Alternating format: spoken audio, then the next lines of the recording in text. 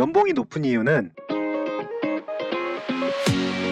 안녕하십니까. 여러분의 취업과 이직, 커리어를 위해 영상을 찍고 있는 커리어의 곰돌이 아저씨입니다. 오늘은 기름집에 대해서 설명을 좀 해드릴게요. 5분 내로 설명을 드릴 테니까 이 설명을 듣고 각 정유사의 블로그나 유튜브를 보면 좀 더 이해가 쉬우실 거예요. 정유사, 기름집은 원유라는 물건을 정제를 해서 나누는 작업입니다. 제가 사진을 가져왔는데요. 원유는 이렇게 아주 그냥 끈적끈적한 검정색 액체예요. 탄화수소라고 불리는 물질들이 가장 가벼운 것부터 가장 무거운 것까지 뒤섞여 있는 액체입니다. 자연에서 나온 물체이기 때문에 온갖 것들이 혼합돼 있어요. 이거를 분리를 해야지 제대로 쓸 수가 있어요. 뭐 이것도 태우면 타기는 하는데 엄청난 매연이 나오는 데다가 경제적이지도 않습니다. 그래서 정제라는 걸 하는데 원유를 끓여요. 그래서 분별 증류라는 걸 합니다. 말이 어려운데 쉽게 얘기해서 가장 가벼운 게 맨 처음에 날아가겠죠? 그 다음 무거운 거, 그 다음 무거운 거, 그 다음 무거운 거 해서 여기 보시면 칸막이들 있잖아요. 이 칸막이들이 액체가 송글송글 맺히면